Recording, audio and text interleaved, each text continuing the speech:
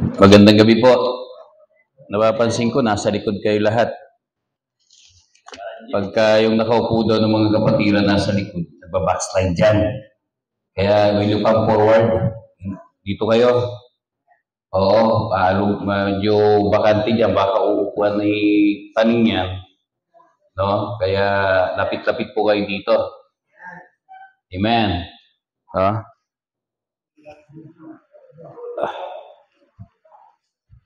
Ayun, okay. Amen. Yan. Okay po yan. O, di ba? Mas malapit. O di, mas maririnig natin. Amen. And I'm blessed sa testimony ni tatay. Ano po pangalan niya? Arthur. Street fighter ka pala. Brother Arthur, no? Dalawa na. Dalawa na kayo na Arthur. Oo. Opo. Salamat sa Diyos at merong katulad nyo, no? Na mga manggagamot. No? Amen. Kasi ako din po may uncle na mangkepweng eh. Kaya alam ko po yung sinabi nyo kanina, no? So dito po sa Book of Colossians chapter 1, Book of Colossians chapter 1, buksan nyo na po. Sundan nyo na lang ako sa inyo pong mga mata. Akin pong babasahin ito sa Book of Colossians chapter 1. Nakita nyo po. Dito po sa verse 1, no? Sa verse 1, sa verse 9 pala, I'm sorry. Sa verse 9. Okay? Sabi po diyan, magmula po verse 9 hanggang verse 14, babasahin ko po. For this cause we also since the day we heard it, do not cease to pray for you, and to desire that you might be filled with the knowledge of His will, in all wisdom and spiritual understanding, that you might walk worthy of the Lord unto all pleasing, being fruitful in every good work, and increasing in the knowledge of God, strengthened with all might according to His glorious power, unto all patience and long-suffering with joyfulness, giving thanks unto the Father, which had made us partakers to be partakers of the inheritance of the saints in light, who hath delivered us from the power of darkness, and hath translated us into the kingdom of His dear Son. On verse 14, in whom we have redemption through His blood, even the forgiveness of sin. Our Heavenly Father, Lord, we are so thankful for tonight that we are here gathering together to praise You and to give You glory, Lord, and to pray together with our brothers and sisters, Lord, who are here. Lord, may You bless everyone. And as we read this word, Your word, nawa po maunawaan po namin. And kayo po ang magbigay, Panginoon, ng pagkilos sa bawat isa, Panginoon, upang hindi lamang namin nabasa, Lord, ang salitang ito, at hindi lamang namin marinig, kundi magkaroon ito ng bisa sa amin po, sa bawat isa, Panginoon. Pagpalain Niyo po mga kapatiran who are here. Palain Niyo po ang inyong mga salita, ang aming pag-aaralan, at kayo din po ang magbigay ng kasagutan sa aming pong mga panalangin. Ito po ang aming samot dalangin sa pangalan ni Jesus. Amen. So dito po makita natin, Apostle Paul is praying for the Christians, and this is the writings of Apostle Paul to the Colossian church, no? At isinulat po ito ni Apostle Pablo, na sabi niya sa verse 7, gaya rin naman ang natutunan ninyo kay Epaphras, na iniibig nating kapwa-lingkod, na para sa inyo ay isang matapat na ministro ni Kristo, no? Na siya ring nagbalita sa amin ang inyong pag-ibig sa Espiritu. Okay? So dito makita natin, mga kapatid, no? Yung prayer that Apostle Paul is asking other Christian to pray for other Christian. no? Sa bawat mananampalataya. And this we call intercession. Intercession. No? Ito po yung tinatawag natin na intercession. Kaya mahalaga yung panalangin, ano po? But sad to say, marami po sa mga churches natin, talagang hindi nakakadalo yung ibang kapatiran sa prayer meeting. But you know, Christians, prayer is very important. Amen? So dito po, ito yung makikita natin dito, medyo i-compress ko lang ng konti, ano po? Yung sinabi na Apostle Paul na sa verse 9, nasabi niya, we do not cease to pray for you. Sabi po diyan, for this cause, we also, since the day we heard it, do not cease to pray for you. Hindi kami, nasabi diyan, hindi kami tumigil na manalangin para sa inyo. Ibig sabihin mga kapatid, yung panalangin na ito, ito ay tuloy-tuloy. Amen? Yung pananalangin ay tuloy-tuloy. Hindi yung nanalangin ka ngayon, tapos yung panalangin mo, binitawan mo na. Kinabukasan, hindi ka na nanalangin, at sa susunod na araw, hindi ka na nanalangin. You know why? Because the prayer of Apostle Paul and the other Christians in the Church of Colossians has marked we call this persistency. No? It was marked by persistency. Tuloy-tuloy, persistent. Ano po? Persistent. Hindi po tumigil. Kaya sabi na Apostle Paul, we do not cease to pray for you. Hindi kami tumitigil ng pananalangin sa inyo. Amen? So, hindi tayo dapat bumibitaw sa panalangin. Amen? Na sa araw-araw, pinalangin, may prayer request tayo ngayon. Yung mga prayer request ngayon, alalahanin nyo yung kinabukasan at sa mga susunod na araw at sa mga susunod na linggo, pinapanalangin pa rin, huwag titigilan hanggang hindi sinasagot ng Panginoon. Amen? So persistency is very important. Very important. You know why, Christian? Because if we give up when we are praying, ibig sabihin, tumigil ka, mananalo po ang kaaway. Amen? Mananalo po ang kaaway. Hindi po tayo ang mananalo. So, kailangan natin yung biyaya ng Diyos ng pagpapatuloy. May mga Kristiyano magaling lang sa simula, pero kalagitnaan, wala na. Amen? Magaling sa simula, pero kalaunan, wala na. Wala yung persistency. Wala yung consistency. Amen po ba? Nasimulang naligtas sa biyaya ng Diyos, naglingkod sa Panginoon, 5 years, 10 years, after 10 years, nawala. Amen? After 15 years, nawala. Tama po ba? Alalahanin nyo, kailan kayo na-save? By the grace of God. Meron na bang 20 years? Iba sa inyo, meron na. Amen? 15 years, meron na. Tama po ba? Yung persistency, I've got saved 1986.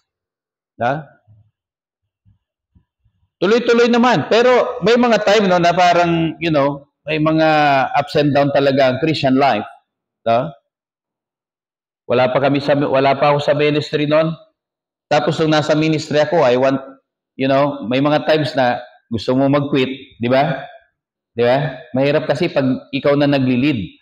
Maganda lang yung pa-attend ka. Okay lang yun. Di ba?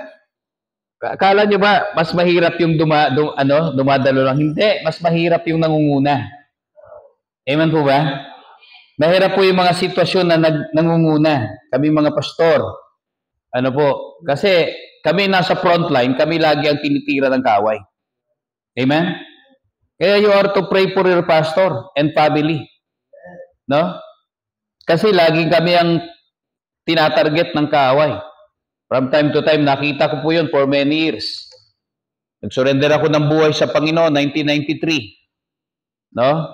Nagsimula ako nag-preach, 1993. O, di ba? Patagal na rin pala, no? 1993, nagsimula na po ako nangangaral. Doon pa lang po sa Camarines Norte, yung isang doktor doon, si Dr. Binida, tanyag yan doon sa Camarines Norte. Naging bunga ko po sa pananampalataya yon. I was a young people then. No, young people pa lang ako noon. Matatanda, mga young people, dinadala natin sa Panginoon. Mga bata, dinadala natin sa Panginoon. So, tuloy-tuloy, hindi yung nagsimula tayo, tapos sa kalagitnaan, wala na. Tapos sa dulo, wala na. Persistence is very important. Amen? So, ito po ay tuloy-tuloy na pagpapanalangin.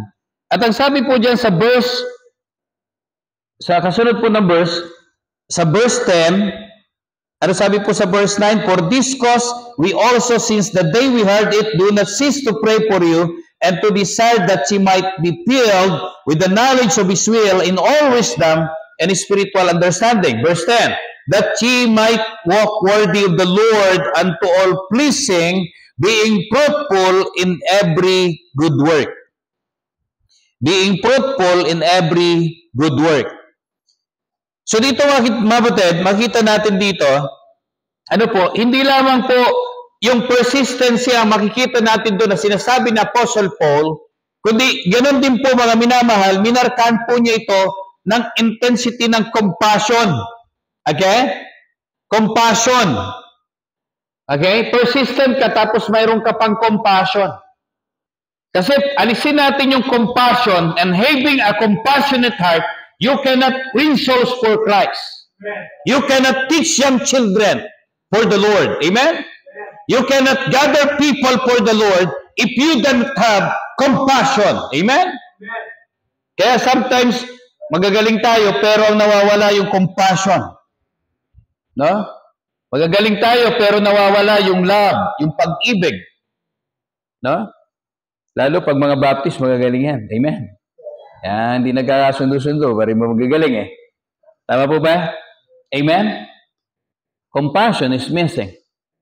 Love is missing. Diba? Mga minamahal, paliwanag po na ito yung panalangin ni Apostle Paul.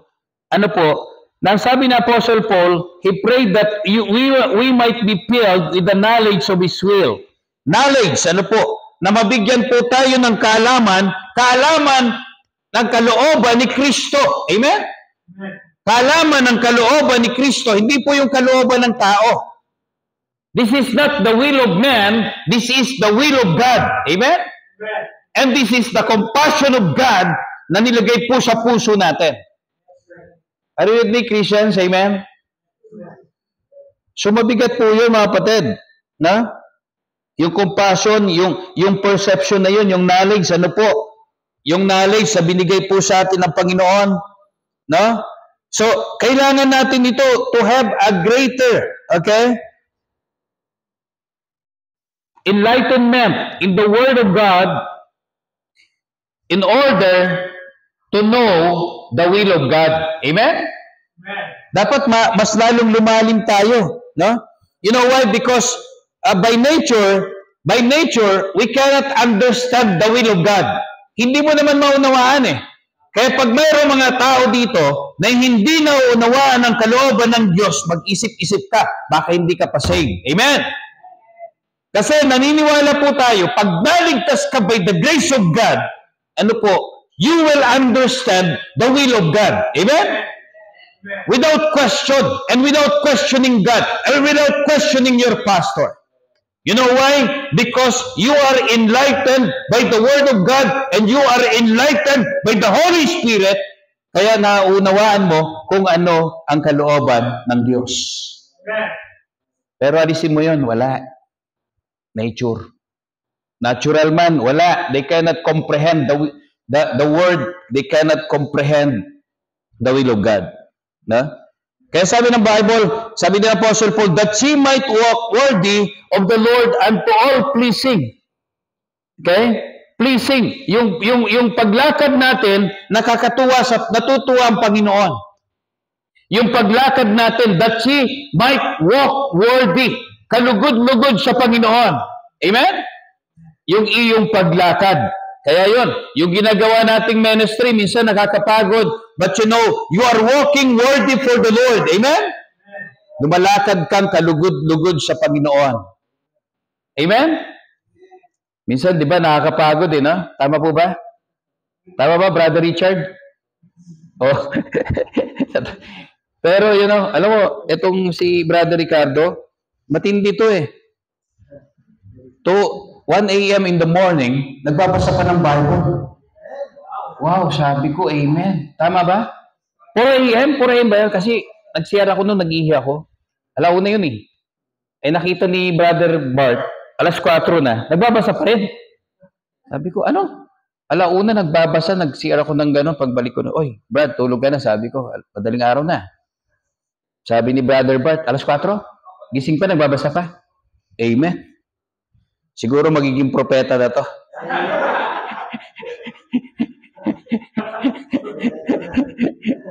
Amen? Oo. Huwag lang kita makita isang araw na gumaganong ka, ha?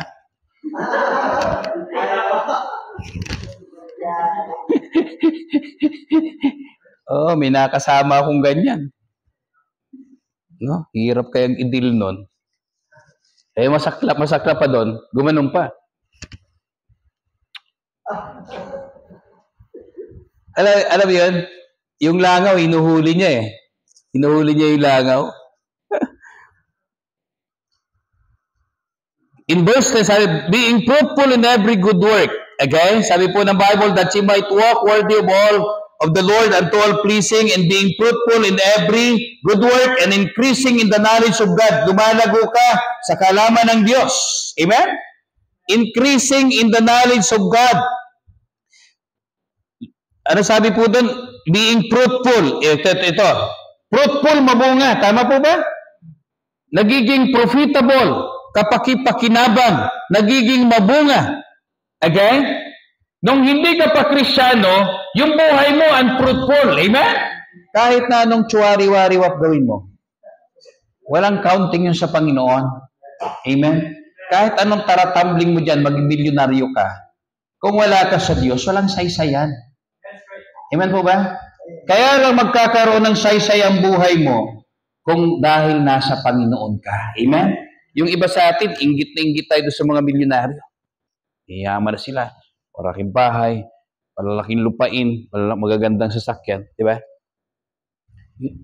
Christians, hindi tayo dapat ito naiinggit. Amen? Tama ba? Oo. Alam mo ako, ang nararamdaman ko sa kanila, compassion. Kasi kung titingnan mo ang status ko nila, mandiliit ka, siyempre. Tapos paparadahan mo, motorsiklo ka lang. Hindi ka papansinin nun. Tama po ba? Pero ang tinitingnan ko dun, kaluluwa. Amen? Yung mga ganong tao, hindi mo malalapitan, hindi mo kayang kausapin pag tiningnan mo yung status nila. Pero pag tiningnan mo, yan ay kaluluwa, magagawa mo silang kausapin. Amen? Ganun po yun. Pero tayo, nananalangin tayo, Lord, pagpalain nyo naman kami. Amen? Amen po ba? Para ano? Para maging pagpapala kami sa ministeryo at sa iba. Tama po ba? Amen? Is that your prayers? Na pagpalain tayo ng Panginoon, pagpalain ka ng Panginoon para maging pagpapala ka. Pero kung ang motive mo rin, naging anak ka na, pero worldly ka pa rin, hindi naman ini-involve ang Diyos, una ang Diyos sa buhay mo, wala rin yun eh. Wala rin naman saysayan eh. Tapos yung mga Kristyano, magchuchuwari-wariwap lang din. Wala rin pinagkaiba yung doon sa worldly people. Amen? Tama po ba? Yun po yung pagkakaiba. Ano po? Ng isang tao na kay Kristo na naligtas sa biyaya ng Diyos. Amen? So, makita natin dito, profitable kapaki-pakinabang. Being fruitful in every good work. Okay? Kaya ka naging profitable kasi naging fruitful ka sa bawat gawa kay Kristo. Amen? Nagiging mabunga ka. Alam mo, yung mga bata, pag tinuturuan mo, naghahakot kayo, ministry yan. Sa bawat bata na maliligtas, korona mo sa Panginoon yon. Amen? Sa bawat parent na maliligtas, korona mo sa Panginoon yon. Sa bawat gastos, di ba may gastos din to di ba? Bubunot na. Papakain Tama mga adult, no? Mga ladies, no? Magpapakain sa bawat pagpapagod mo at gastos mo, may gantimpala sa Panginoon. You shall not lose your reward. Amen? Sa amin po, ganun din.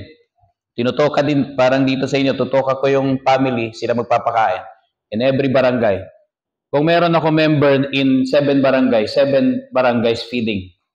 Yung, alam ba, Barangay San Isidro, Barangay Bangad, Barangay Lingaling, Barangay San Antonio, Barangay Villabuena, Barangay Naganakan, 6 na. Barangay San Antonio, 7. Barangay Poblacion. Di ba? To kayo. May members yan. Kayo magpapakain doon sa area na yon. Amen? Corona mo yun sa Panginoon. Amen po ba? Kayo magluluto, may kaldero dyan, di ba? Ganun po yun, tulong-tulong together. Amen? Tama po ba? Fruitful service. Okay? And then sabi dyan, verse, doon po sa kasunod, and increasing in the knowledge of God. Lumalago sa kaalaman ng Diyos. Ano sabi ng Bible? Upang lumago ka sa kaalaman sa Diyos. Ibig sabihin mga kapatid, you are progressing in your Christian life. Amen? Lumalago ka sa buhay mo sa Panginoong Diyos. Increasing in the knowledge of God. Na? May paglago po. May paglago sa kaalaman sa Panginoon. And then on verse 11, is strengthened with all might according to His glorious power unto all patience and long-suffering with joyfulness. Ano sabi po doon? Ikaw ay pinalakas ng buong kalakasan alinsunog sa kanyang maluwalhating kapangyarihan sa buong katyagaan at sa pagbabata na may pagkamagalakin. Amen! Napakahalaga yung alam mo, among the worker, tinitingnan ko yung sino yung yung may joyfulness No? O hindi ko sasabihin sa inyo kung sino nakita ko may joyfulness. Baka mamaya nagturuan kayo dyan. Amen? Tinitingnan ko yung may fruits and may joyfulness. Yung may long suffering. Amen? Kaya sabi ko sa mga worker dito, alam nyo, sa ngayon, dadanasin nyo sa ministeryo, normal yan, pero then later on, malalaman nyo kung tinatawag kayo ng Panginoon o hindi. Amen? For a specific call, pastoring a church. Kaya sige lang, tuloy lang kayo. Amen? Aral, magpakatapat. Tama po ba? Kasi mayroong tinawag, mayroong itinulak, mayroong tinupak. Treaty yan, treaty. Amen? Amen po ba? Oo. Kami mga pastor, matalas ang discernment. Minsan nga, nadadi-discern ko kung sino yung saved, tsaka hindi. Pero hindi ko sasabihin. Amen? Sa amin, sa church, discern ko kung sino yung saved, tsaka hindi. Yung mga hindi saved, sinasakayan ko lang yon. Bakit ka mo? Baka masave pa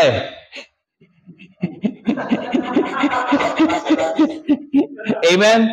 Hayaan mo na yun, dagdag attendance din yun. Di ba? Tsaka pag nag-offering, dagdag offering din. Amen? Minsan nga kahit uwak magbibigay sa pastor, okay lang din yan. Tama po ba? Amen? O gano'n yun Sabi ni Lord kasi, huwag mo tatanggalin yung mga tares. Kasi pag tinanggal mo yan, baka matadama yung wheat. Kaya unawain nyo yung mga pastor nyo, ha? Hindi tinatanggal ang mga tares. Alam mo yung tares, pansirang damo. Sabi ni Lord, pag tinanggal mo kasi yan, baka madama yung wheat. Kaya hayaan mo lang. Kusa yan, matutunaw. Amen po ba? Ganon yun, amen. Sana wheat kayo lahat dito. Amen? Tama po ba? Pero nakita ko wheat kayo lahat walang amen. Amen? Okay. Lumago sa Kristiyanong buhay. At hindi lang po yan sabi dyan, is strengthened with all might. Okay? Ang nais po ni Apostle Paul that the Christians, might be empowered, might be strengthened by His power, by the power of God. Hindi po sa kapangyarihan ng tao, hindi po sa kalakasan ng tao, not in our strength, but in the strength of the Lord. Amen? In the power of God. Mga minamahal, mga kapatid, iba po yung sariling lakas natin. Tingnan mo. Ako malakas, pero sakit ng likod ko. Natukod yung likod ko. Nagpingpong kami ni Brother Adrian doon sa Robinson. Naka-anim na laro ako. Yung pang-anim, tumutukod na. Di ba? Oo. Naghahakbang ako doon sa National Baptist Day sa Hagdan. Parang natigas yung kaliwa ko eh. Dito. Di ba? Oo. So, nag-iiba, di ba? So, hindi po dapat doon sa kalakasan natin, ano po, in the strength and power of God. Amen? Sa lahat ng gagawin mo sa ministeryo, alalahanin mo na yung kapangyarihan ay binigay sa iyo ng Panginoon so that you will be able to do the work of God in the power of God. Not in your power, not in your strength, but in the strength of the Lord. Amen? Minsan, masyado tayong titiwala doon sa on our strength, di ba? Para masay-say yung lakas natin eh. No? Wala. Kita ko, wala. Amen? Oo. Gagawin natin yung ministry on our own strength? Wala. Manlulupay-pay ka. Manghihina ka. Tapos sasabihin mo, ayaw ko na. Amen? Christians, do the ministry in the power of God. Amen? Lagi mo sasabihin kay Lord, Panginoon, palakasin niyo ako. Amen? Panginoon, empower niyo naman po ako. Panginoon, strengthen niyo po ako. Sa trabaho mo, ganun din. Amen? Lagi ka magtatagumpay everyday sa buhay natin, maging matagumpay ka. No? Yung mga tulad si Brother John the Baptist. No? Si Brother John. No? Sabi ko sa kanya, pagka lulusong ka ng gano'n, mananalain ka, Brother John. Bibigyan ko to ng ipugaw eh. Oo, maraming ipugaw to, no?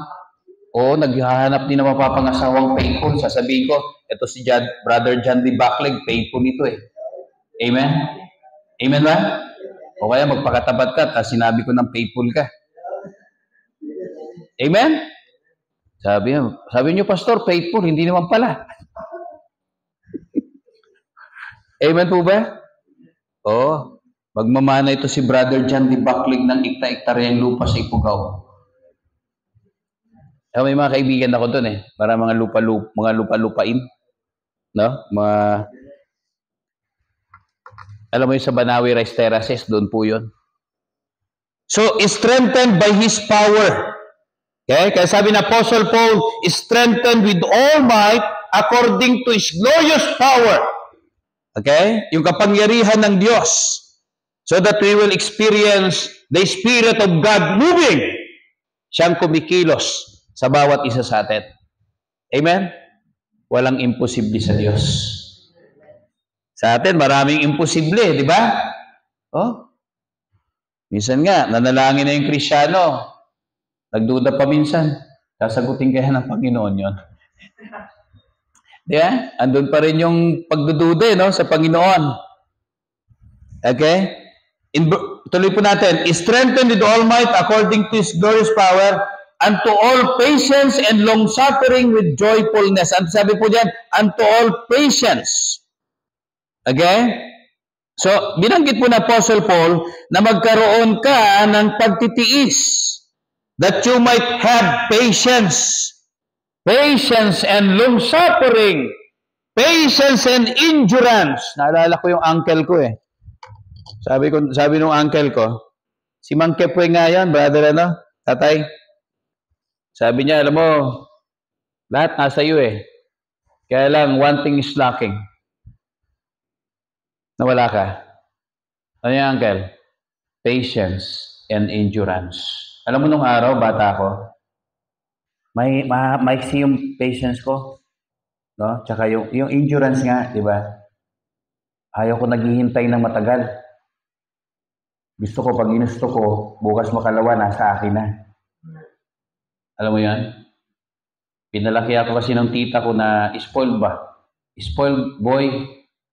Laki po ako sa tita na matandang dalaga, teacher. Manang-manang yun. Sa simbahan doon, nung malaki. Doon ako lumaki.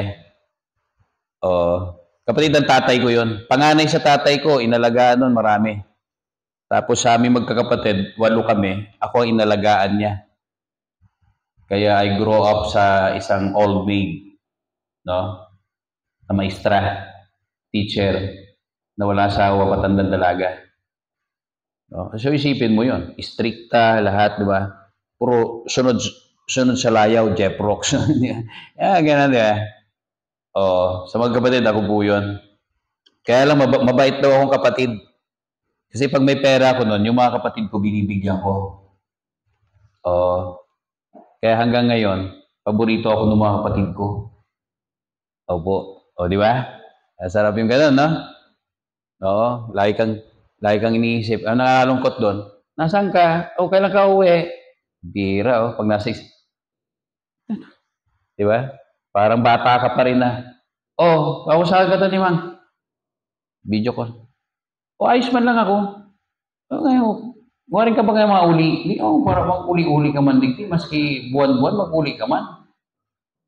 Ibig sabihin, kahit na buwan-buwan umuwi ka man. Di ba? Iba gano? Manoy. May uragon man digdi. Kami lang nagkakaintindihan. So, minamahal, patience and long-suffering, yung pagtitiis. Yung patience, mga minamahal, yung long-suffering, ito po yung endurance in the time of trials. Ito po yung endurance, sa panahon ng mga pagsubok sa buhay, sa panahon na mayroong problema, sa panahon na may kabagabagan, sa panahon na may mga away, sa panahon na may mga sigalutan, sa panahon na mga hindi pagkakaintindihan. That's patience and endurance. Amen? Sa couple, kailangan yon. Amen? Di umaalis yung sa mag-asawa, nagtatampuhan, nag-aaway, naglalambingan. Amen? Ayos man yan. Kaya sabi ni Apostle Paul, we need to take patience and endurance. Amen po ba? May mga young people dito, mga worker, gusto mag-asawa yan later on. Amen? Pero yung iba naman, nakita ko, hindi pa prepare para mag-asawa. Tama po ba? In His time. Sa tamang oras. Sa tamang panahon. Huwag niyong apurahin ang pastor niyo na ikasal kayo na hindi hinog sa panahon. Pag hindi ka hinog sa panahon, hindi ka magiging taga sa panahon. Amen? Amen? Dapat hinog. Hindi hilaw, hindi bubot. Matamis yung hinog, tama? Anong lasa ng manggang hilaw? Maasim. Pag hinog, matamis. Amen? So, Christians, mga batid, lumago tayo sa Krisyanong buhay, maging kapakipakinabang tayo, maging fruitful sa ministeryo ng Panginoon, ma-empower tayo ng Espiritu ng Diyos, may strengthen tayo ng kapangyarihan ng Diyos, at magkaroon tayo ng patience and long-suffering with joyfulness. Pag nasa sayo na to, you have patience and long-suffering with joyfulness. Alam mo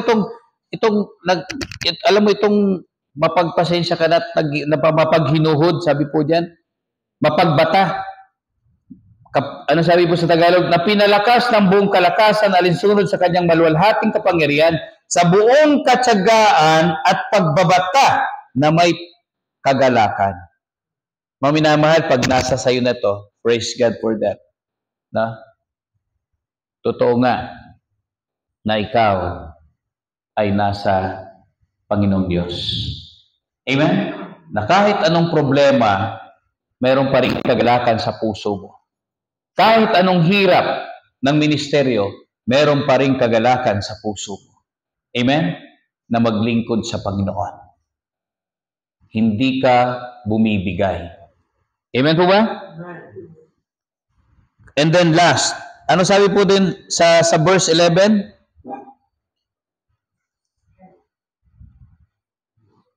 Verse 12, giving thanks unto the Father, which had made us meet to be partakers of the inheritance of the saints in light, na nagbibigay pasasalamat sa Ama na nagawa tayong marapat na maging mga kabahagi ng pamana ng mga santo sa kaliwanagan, who hath delivered us from the power of darkness and hath translated us into the kingdom of His dear Son, in whom we have redemption through His blood, even the forgiveness of sin. Mga minamahal, ang nais po ni Apostle Paul ay mapuno ka ng pagpupuri sa puso mo, that you might be filled with praise.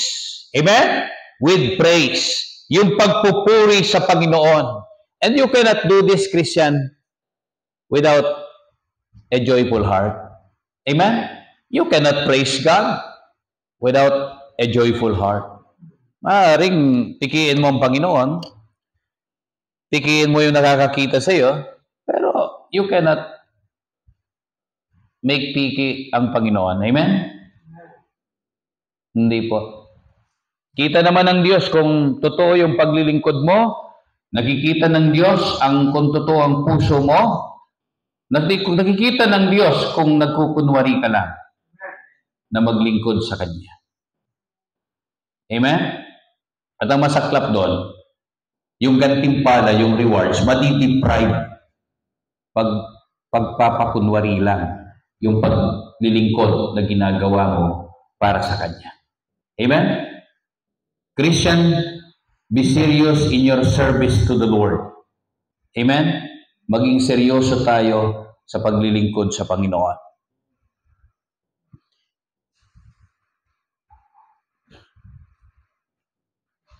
And ang sabi ng Bible, thank God.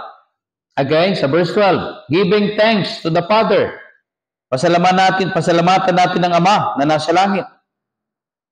Na nagawa tayong marapat na maging kabahagi ng pamana. Ito masarap dito, kabahagi ka. Amen? Isa ka sa tagapagmana. Lahat ng mga anak ng Diyos, kabahagi ka, partakers ka of the inheritance. Okay? Tagapagmana ka. Amen? So thanks God for His provision. Okay? In verse 13, who hath delivered us from the power of darkness and hath translated us into the kingdom of His dear Son. Na siyang nagligtas sa atin mula sa kapangyarihan ng kadiliman at naglipat sa atin sa kaharian ng Kanyang iniibig na anak. Dati naman nasa madilim tayo eh. Dati madilim. Pero ngayon liwanag. Amen? Ang Kristiyanong anak ng Diyos, hindi na madilim. Maliwanag na. Amen? Katulad ng sabi ni Brother Tatay, no? Na dati siyang parang nasa ilalim ng balon. Amen? Nasa ilalim ng balon. Madilim doon. Buti kung lagyan mo man ng ilaw doon. Amen po ba? Iyon ang kalalagayan natin. And we are translated into the kingdom of His dear Son. Dati madilim ka, pero ngayon liwanag ka. Amen? Tama po ba? Kaya pag nakakita, madilim. Naalala ko yung membro kong isa, si Mang Buloy.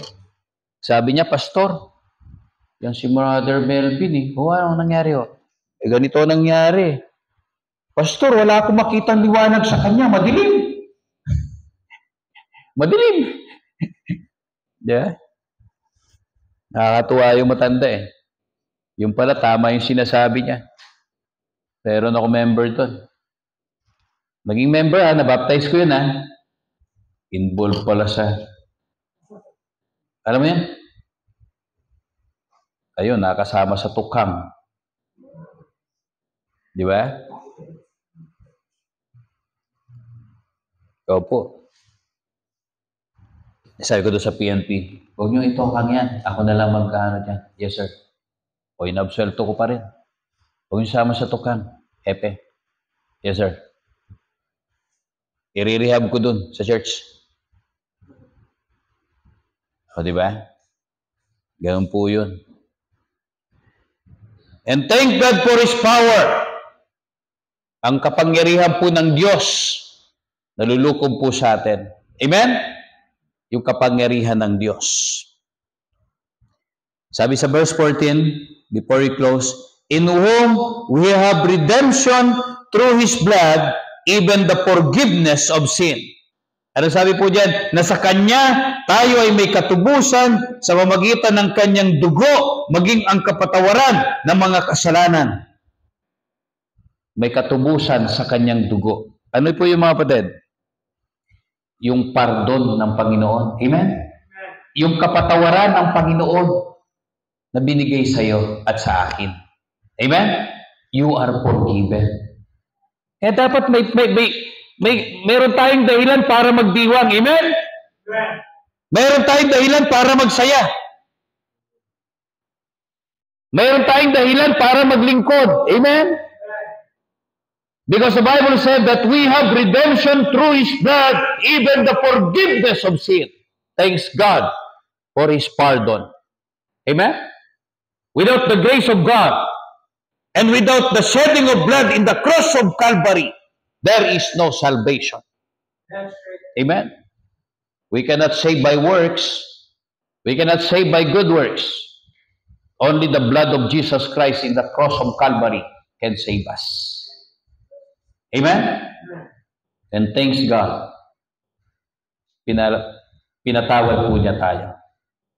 Amen? Kaya sa oras pong ito, nakita natin, Lord, Panginoon, eto na pala ako ngayon, etong ministeryo, wala naman tayong ibang gagawin niya, yakapin natin ang ministry ng Panginoon. Amen? With long suffering, with patience, and joyfulness. Shall we pray? Aming dakilang Diyos, Panginoon, maraming salamat, Lord, sa gabing ito na binigay niyo po sa amin. And we thank you, Lord, for the message na amin pong napag-aralan, Panginoon, na binigay niyo po sa amin sa mga oras na ito.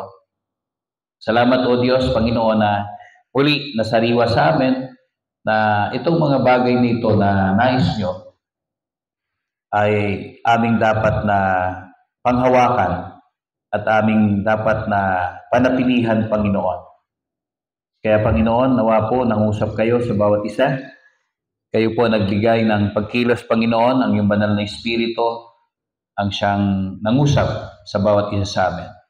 Sa gabi pong ito, na-realize mo, Lord, yes, Panginoon, katulad ng sinabi nyo, lumakad kami ng may kaluguran sa inyo, magkaroon kami ng patience and long suffering, maging fruitful kami, Panginoon, in every good work.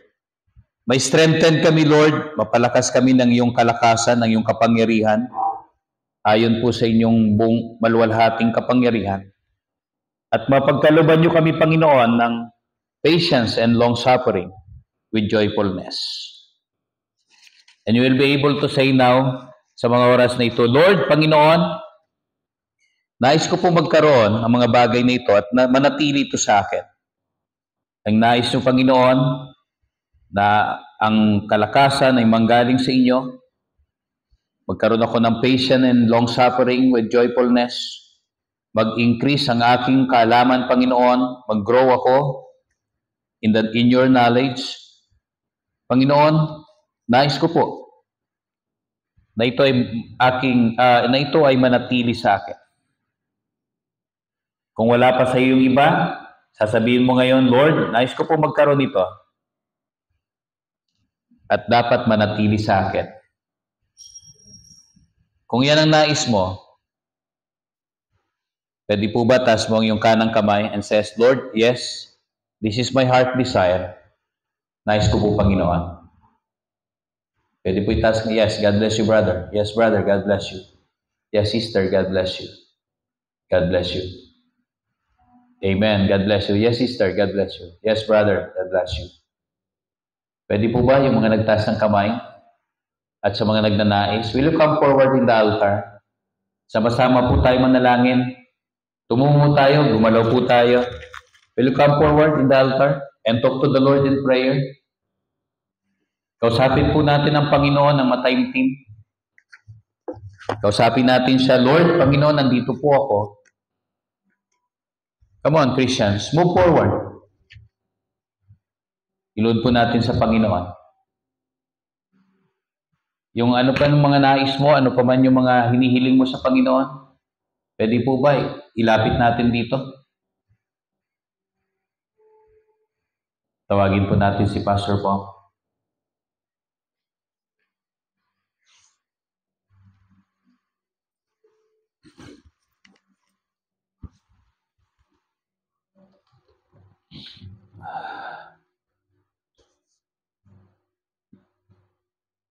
Heavenly Father, we thank you so much sa mensahero na ginamit niyo po. Kami po ay napalalahanan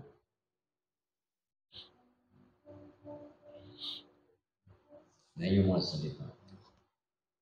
Harinawa o Diyos, yung mga salita niyo ay manahan sa puso't isipan ng bawat isa. Tuto kami ng pasensya. Kung may mga prayers mo kami,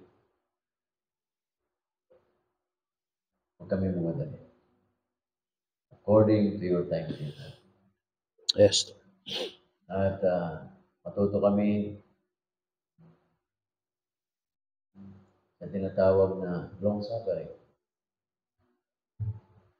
We have all shortcomings, pain, stress, worries. Pero tinuturo ni Pablo sa mga taga-Kulosas, is long suffering. Lahat ng bagay ay temporary lang sa mundo. 50, 60, 70 years, 80, we pass away. Sa mata ng tao, mahaba yun. But for us, mga Kristiyano, compared to eternity, it's just nothing compared to eternity. Kaya rin nawa, tayo ay patuloy na magpagamit sa Diyos. Kaya tayo niligtas ng Diyos upang gamitin niya sa kanyang church at mga ministry in Jesus. Reach out more people. Mga nanghihina o Diyos, dalangin mo po kalakas ninyo. Mga walang nagbuhay, hindi na nagbuhay, mga nanghihina. Kasi nagsipag-aral din din ng daluhan. Dahil naman biyahe, bless them, Father, guide them. Hari na makita ng bago sa amin, napapatuloy na ng hanggang sa kalawang mga. Ibigay ko ba sa amin, sa Diyos. At laging nagdalakan sa aming mga puso na nalilito sa inyo. Lahat at ito aking nagdalangin at salamatan sa magaling sa Banal Kristo sa Diyos ko ligtas. Amen. Okay. Wag natin si Brother Roy.